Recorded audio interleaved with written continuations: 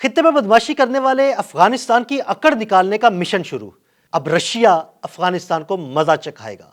یہ سب کیسے ہوگا؟ رشیا کیوں اس میدان میں آ گیا؟ عامر رضا میرے ساتھ موجود ہیں، ان سے بات کرتے ہیں۔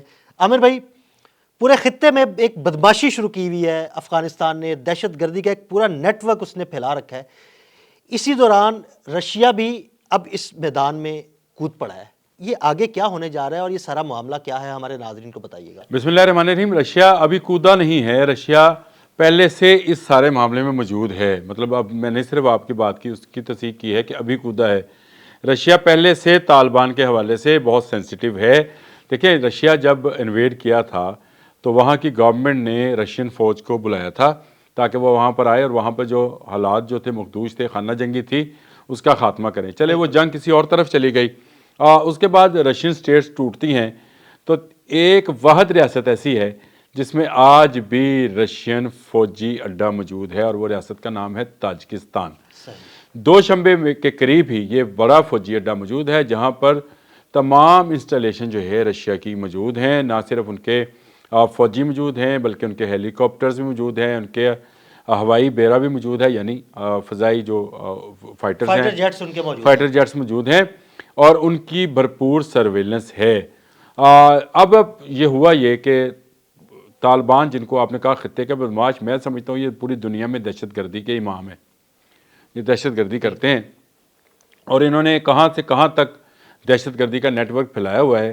انہوں نے سونے کی کانوں کو حاصل کرنے کے لیے جو کام شروع کیا تھا اب ان کے گلے پڑتا نظر آ رہا ہے۔ آپ نے بالکل صحیح لفظ کا استعمال کیا کہ مزہ چکھانے کا جو ہے وہ وقت آ گیا ہے۔ روس نے یہ فیصلہ کر لیا ہے کہ وہ ان کو مزہ چکھائے گا۔ دیکھیں، روس تاجکستان کی اندرونی اور بیرونی معاملات میں کوئی مداخلت نہیں کرتا ہے، اور روس نہ صرف بالکل تاجکستان کی پروٹیکشن کرتا ہے بلکہ وہ اپنے وہاں پر فوجی اڈے کی موجودگی سے تاجکستان کو ایک طرح سے ایک سیکورٹی لیول کے اندر بھی رکھتا ہے۔ لیکن اب ہوا یہ کہ طالبان نے اپنی سونے کی کانوں، اپنے حصے کے سونے کی کانوں کی جگہ پر تاجکستان کے سونے کی کانوں کو ڈبونا شروع کیا، جس سے معاملہ بڑا، ہم نے کل اس پر بات کی تھی۔ پہلے 3 چینی انجینئرز جو تھے وہ جان سے گئے، اس کے بعد 2 چینی انجینئرز جو ہیں ان کو مار دیا گیا فائرنگ کر کے، اور اس کے بعد تاجکستان کے جو صدر ہیں امام علی رحمان، انہوں نے ایک ہنگامی میٹنگ بلائی اور اپنے تمام جنرلز کو جو ہے انہوں نے طلب کیا اور انہوں نے پوچھا کہ بھائی اب اس کی صورتحال کا جائزہ کس طرح سے، مطلب اس کو کیسے حل کیا جائے، کیونکہ طالبان آئے روز جو ہے اب ایسی حرکتیں کر رہے ہیں جس سے نپٹنا مشکل ہے۔ تو تمام نے یہ تجویز سامنے رکھی کہ ہمارے پاس ایک اچھی فورس موجود ہے رشیا کی صورت میں، کیونکہ رشین ہیلی کاپٹر اور رشین سرویلنس ڈرونز جو ہیں یہ 1344 کلومیٹر لمبی بارڈر کو اچھے طریقے سے نگرانی کر سکتے ہیں۔ تاجکستان اس طرح سے بڑی فوجی قوت نہیں ہے، لیکن تاجکستان نے طالبان کے خلاف بولڈ سٹیپ لیے۔ انہوں نے طالبان کا جو جاسوسی کا نیٹ ورک تھا وہ انڈین جو بیس تھی وہاں سے چلایا جا رہا تھا، اس کو بند کیا انہوں نے، اور اس کے بعد ان کی نظریں جو ہیں وہ سونے پر آئیں۔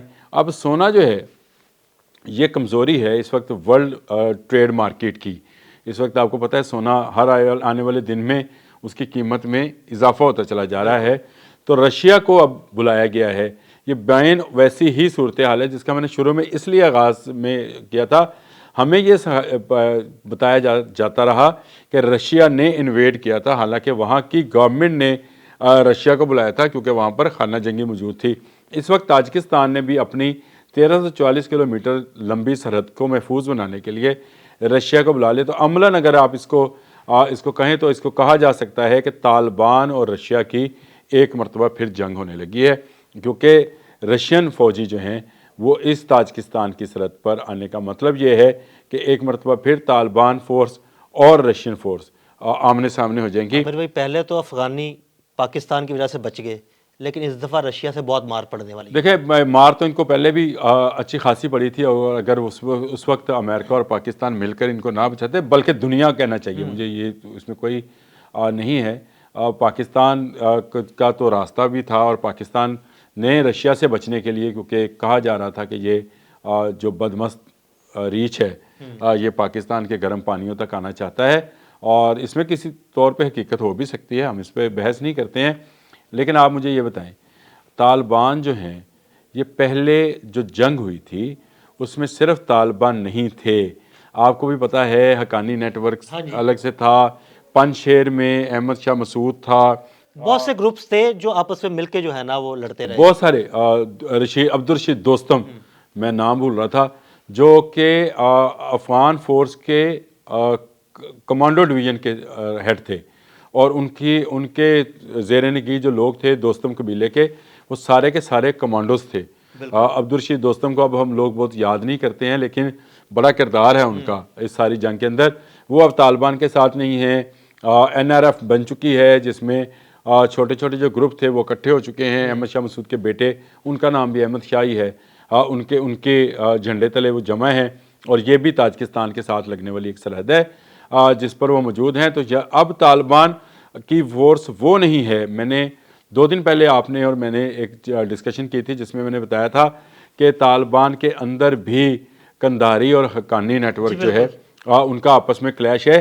تو طالبان، آپ نے بالکل صحیح لفظ استعمال کیا، طالبان اب تو کسی کے ساتھ جنگ نہیں کر سکتے ہیں، یہ دہشت گردی کر سکتے ہیں. یہ کسی ملک کے اندر جو ہے اس طرح کی شرارتیں جیسے واٹر وار ہے اس کے شروع کر سکتے ہیں. میں نے آپ کو بتایا تھا کہ جو دریا ہے جو رشیا اور جو افغانستان اور تاجکستان کو الگ کرتا ہے، اس پہ یہ بدماشی کر رہے تھے. اب ان کو سبق سکھانے کے لیے رشین فورسز جو ہے ان کو بلا لیا گیا ہے.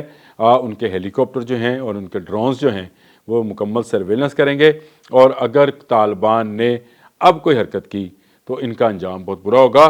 رشیا اس وقت تلا بیٹھا ہے، اور رشیا چاہتا یہ ہے کہ وہ تاجکستان کو ویسا ہی تحفظ فراہم کرے جب یہ مکمل ایک ملک تھا، یعنی متحدہ رشیا، سوویت یونین جس کو بولتے ہیں، وہ تھا USSR اس کو کہا جاتا تھا. اور یہ اسی طرح سے تاجکستان کی آج بھی پروٹیکشن کرنے کے لیے تیار ہو کر آ گئے ہیں، سرحد پر موجود ہیں. اور اب اگر طالبان نے کوئی شرارت کی تو ان کا انجام بہت برا ہوگا، اور یہ انجام برا ہونا بھی چاہیے کیونکہ ان کے حوصلے آہستہ آہستہ بلند ہوتے چلے جا رہے تھے. اس طرف پاکستان نے ان کو روک لگا دیا، ایک طرف ایران روک رہا ہے، اور دوسری طرف اب تاجکستان کی سرحد ہے جس کو محفوظ بنانا جو ہے ضروری ہے.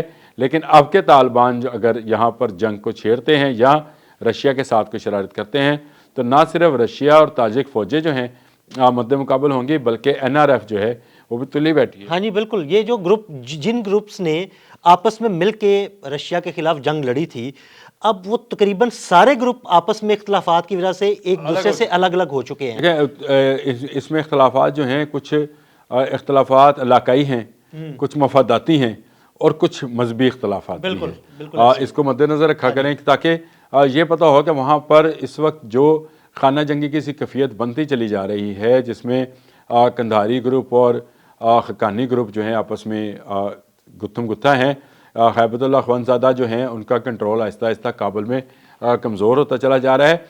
یہ کمزور ہوتے ہوئے کی نشانی ہوتی ہے کہ آپ جلد سے جلد زیادہ سے زیادہ دولت کمانا چاہتے ہیں، چاہے وہ منشیات سے ملے، آپ کو ہیومن ٹریفکنگ سے ملے، چاہے آپ کو دہشت گرد فروخت کر کے ملے، یا آپ کو سونے کی کانوں پر نظر آپ کی ہو. تو اس کا مطلب یہ ہوتا ہے کہ آپ جلد سے جلد زیادہ سے زیادہ دولت بنانا چاہتے ہیں، کیونکہ آپ کو اپنا اقتدار جو کہ عبوری اقتدار ہے خطرے میں نظر آ رہا ہے. اس لیے آپ نے تاجکستان کے ساتھ بھی چھیڑخانی شروع کی، لیکن اچھا فیصلہ کیا.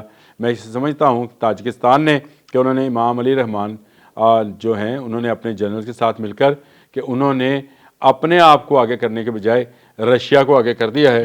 اب طالبان جانے اور رشیا جانے. بہت شکریہ عامر بھائی. جی بالکل، عامر رضا نے بڑی تفصیل کے ساتھ آپ کو اس ساری صورتحال کے بارے میں بتایا کہ اب طالبان اور رشیا ایک دوسرے کے سامنے ہوں گے اور طالبان کو رشیا سے بہت مار پڑے گی. عدیل احمد اور عامر رضا کو اجازت دیجیے گا. اللہ حافظ.